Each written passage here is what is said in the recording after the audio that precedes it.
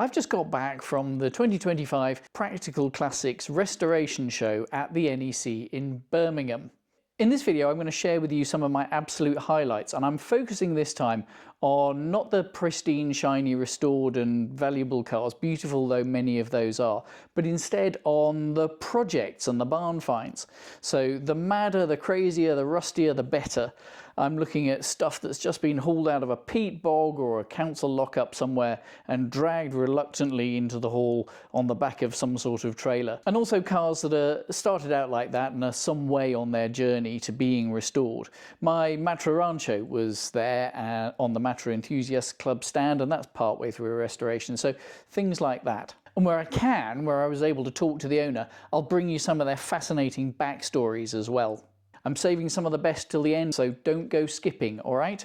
Perhaps the most surprising car of all I met before I even got to the show, because there was this Batmobile when I parked up in the trailer space at Monmouth Services. It's not an original TV show car, but it is made off the same moulds that George Barris built for that, and based on a similar Lincoln Continental chassis. You can rent it for track days, which sounds like the most awesome thing to do. CarChaseHeroes.com is the organisation that owns it. They're based not a million miles from me, so I'm going to see if I can find out some more and bring you that in a future video. But that kind of set the tone for the whole weekend, really. This was one of my absolute favourite cars of the whole show. It belongs to a guy called Steve Sutton, who bought it in 2008 for £60 and has been restoring it since, I think, about 2020, and finally got it back on the road all sorted and legal just a couple of weeks ago. I've been following it on the Autoshite forum, I don't know, since as long as I can remember, and it's just fantastic. It had no engine when he bought it. He's put a 2-litre cam-in-head engine into it, and the interior is pretty good, and he's replaced a whole load, probably all of the running gear. He's done a bunch of welding, but the thing is, it still looks like this, like a 1976 Opel Manta might have in about 1988. And it's all the better for it. I had a good chat with him. He's going to have to put some paint on it of some sort just to stop it rotting away again, but I really hope that he can preserve the look. He's done some painting under the bonnet in its original amber gold, which is a really nice colour actually, so he may do the bodywork to match, but there's a part of me that just loves the way it looks now and hopes it stays that way. Just across the way from Sooty's Manta was another Opel, this Monza. I've featured this in a show video before, but it's had quite a lot of work done since then. One of the rear wings has been all welded up and repaired, and the other one is obviously in progress with the outer cut away.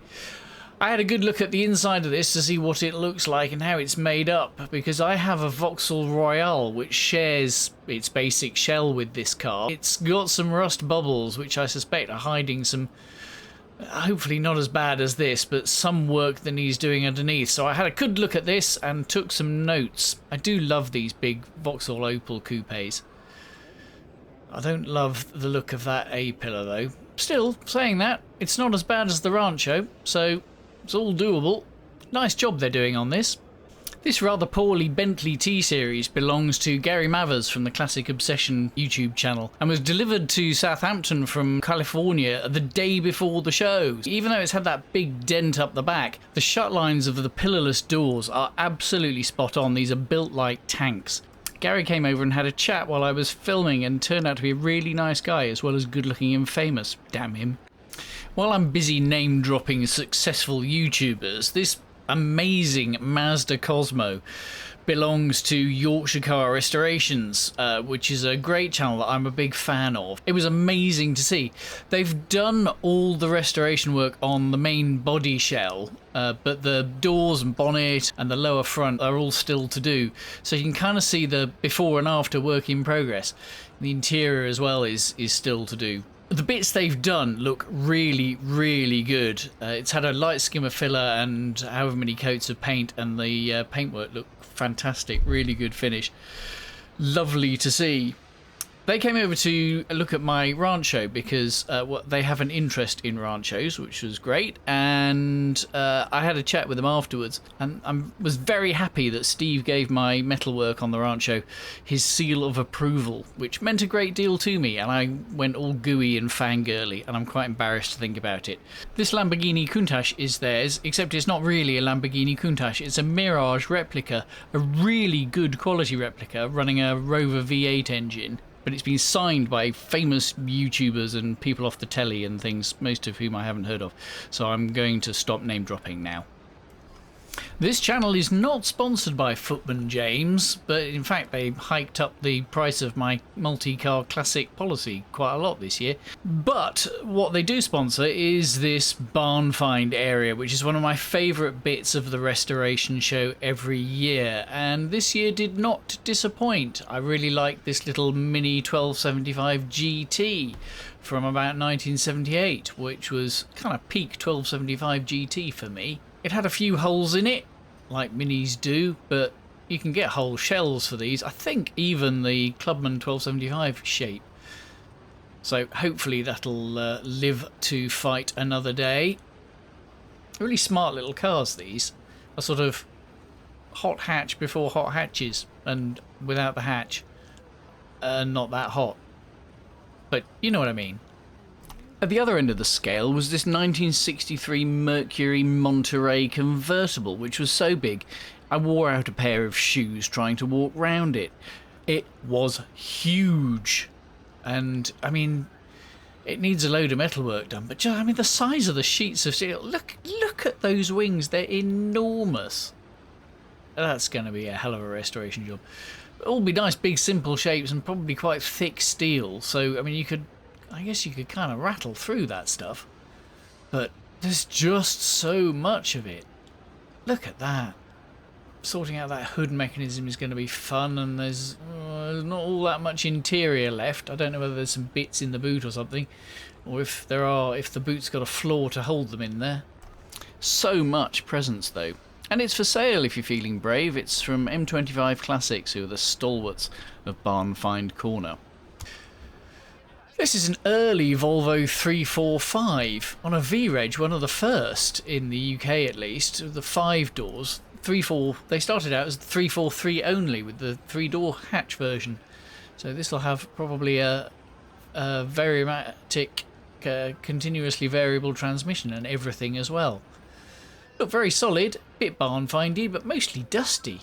There was a nice Jaguar S-Type here, looking quite a little bit frilly around the bottom edges, but otherwise very presentable and savable, and very elegant too. These do tend to live in the shadow of the Mark IIs that preceded them, but for no particularly good reason that I know of, other than that Inspector Morse didn't have one. This is the 3.8 as well, so quite lively. There's a Citroen BX here. That can't all be rusty because the bonnet and the boot lid and things are all plastic on these. Look quite savable if you've got the wherewithal to deal with the hydropneumatic suspension and stuff. This Skoda 136 Rapid looked like it didn't need a lot more than a wash, really. Which isn't surprising, because what I didn't realise until afterwards is that it's got only 10 miles on the clock. Not even been registered, so what do you do with that? I mean, you could give it a wash. Do you drive it? Do you just preserve it as a museum piece? What would you do with a 10-mile Skoda 136 Rapid? Let me know in the comments what you would do, and don't say scrap it. This Ford Puma also looked a wash away from being quite smart, but as a friend pointed out, the thing with Pumas is it probably isn't underneath. It's probably really quite rotten. Didn't look like it though, so you never know. There were 3 Ford Racing Pumas on a stand elsewhere, and I think they had one sill between them. They were certainly doing some work on them. This was one of my favourites in Barn Find Corner. It was this Colt Sapporo, a GSL. I only really remember the GSR, but this was a sort of cooking version. It's got a 2-litre badge on it, but I think it's stolen that off a TR7. It comes to something when you need to be stealing TR7 badges to make your 70s coupe look better. But there you go. I don't know whether it really is a 2-litre. The GSR would have had one, but this, I'm not sure whether this was a 1.6 or a 1.8. They did vary. Little bit rusty in places, but not hopelessly so, and looking very original, very 70s, and quite a nice spec in this green with the remains of a vinyl roof and a rather nice brown interior. Look at that one-spoke wheel. That's very funky. Nice cloth seats, ruched cloth seats even. Ooh, very, very 1978. And another one I'll pick out for special mention, everything in Barnfine Corner is great, but another one I'll pick out for special mention is this Jowett Jupiter, of which there was not a great deal left. Some outer bodywork and some bits of the kind of chassis, but not a huge amount. Lots of work to do. It's now owned by a specialist in Jowett's, which is so it's very much fallen on its feet, but he's still going to have his work cut out. You can see that the sills are not really, well, the front and back are held together mostly by luck and a bit of bracing, so plenty to do. Really clever cars, these. Jowett's own 1.5 litre flat 4 engine, and the whole of the front flips up, and in fact you can wheel the engine out of the front, kind of on a sort of trolley, a bit like old VW Beetles. You can wheel the engine out the back. One more bit of parish notices to mention. I've got this range of Grand Thrift Auto merchandise now, and so if you're interested in having a look at any of that, it's free shipping this weekend, which is Friday the 28th to Sunday the 30th of March. So there's a link down in the description. Have a look. The quality of the stuff is really good. I found a really good supplier now. It's print on demand. It takes about a week to arrive, but it's worth the wait, and it would really, really support this channel at a time when I could kind of do with it. So anyway, I'll leave that with you. There were a great many shiny Fords at the show, looking resplendent, but there were also some rusty ones, and probably the rustiest of all, at least of the sort of modern ones, was this Cortina, which has had something heavy dropped on its roof at some point. It was looking really quite sorry for itself, which is a shame because it's a really nice spec of Cortina 80, 2-litre gear. It's had a hard life in storage by the looks of it. Something's been plonked on the top, possibly another Cortina. It's very rotten around the top of the roof and the screen pillars, and this C-pillar, presumably under a vinyl roof, was just, well, yeah, just not there anymore. It's gone AWOL. Man, that's going to take some work. Not quite as bad, but not a lot better, was this early Mark III Cortina. Mostly dent free, apart from that front wing a bit, and well, actually, and the back wing a bit, and yeah, okay, it's kind of dented and sun damaged. Do we think sun damaged or just paintless somehow?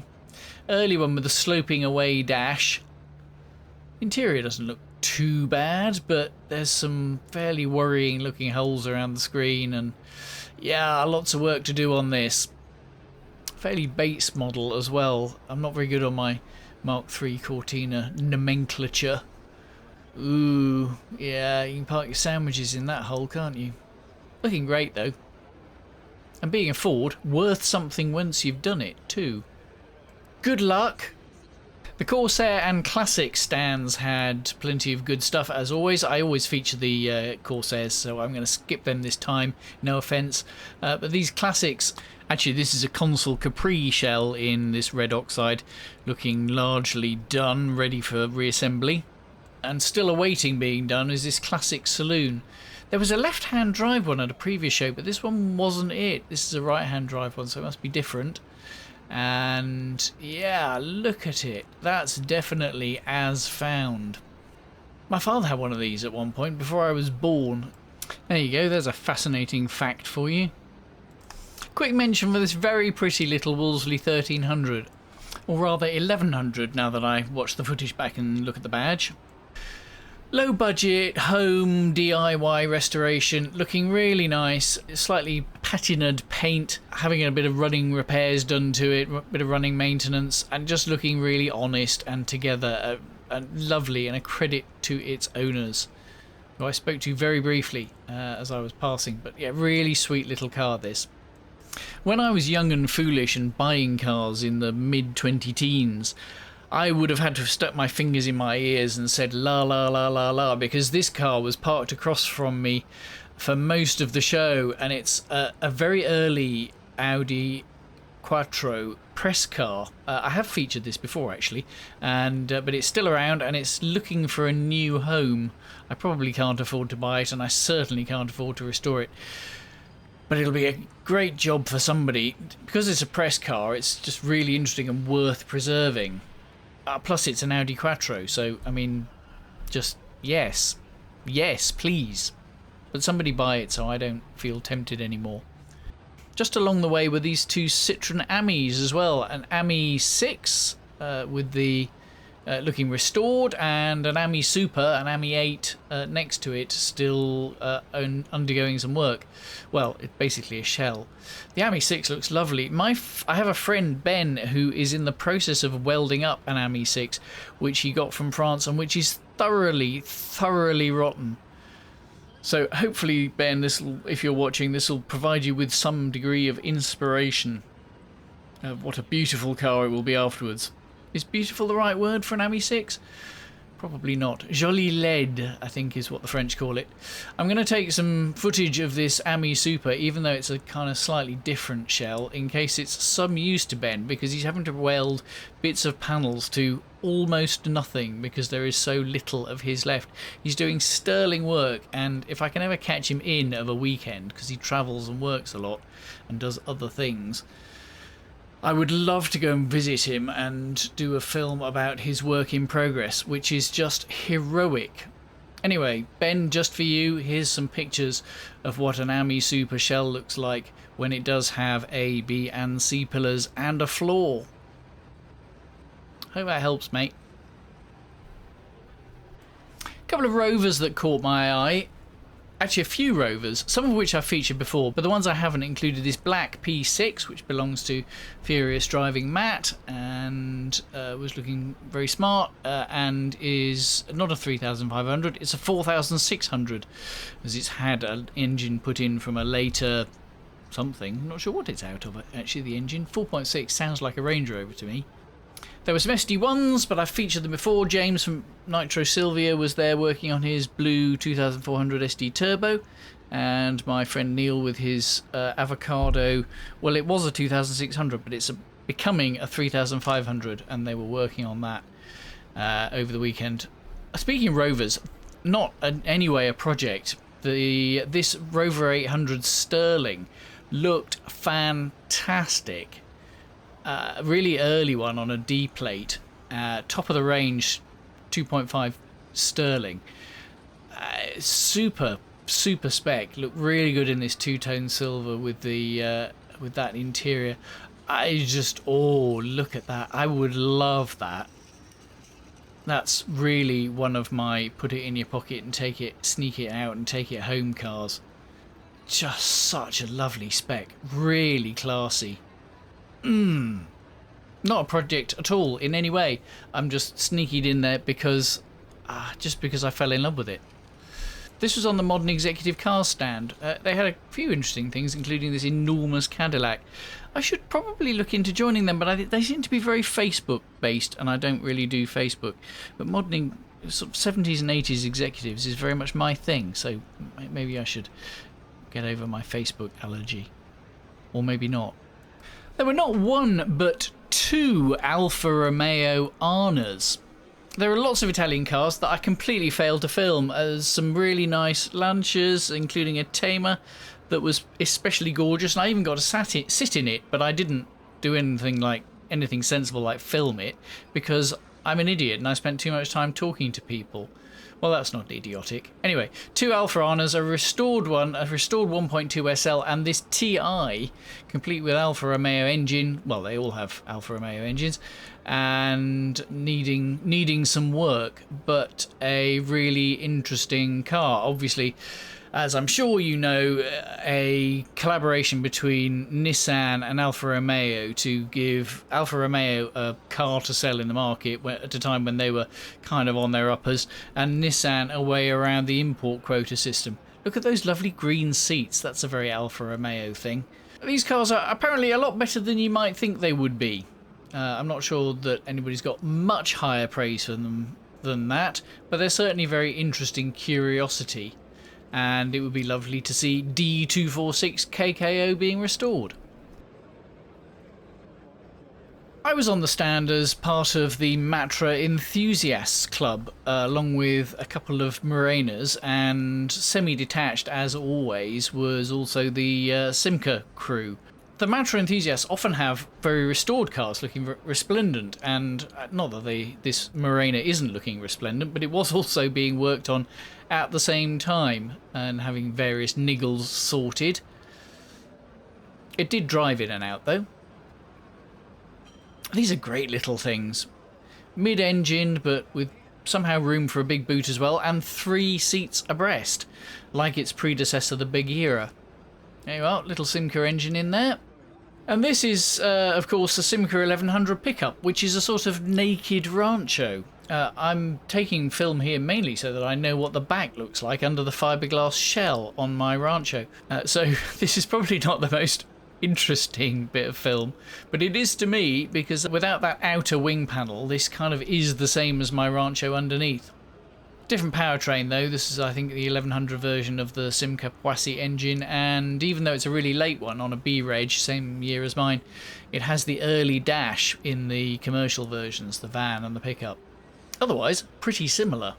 This Morena was also having various bits of work done. There you can see, actually you can't see the 3 seats because one of them's been taken out, but there would be 3 in a row.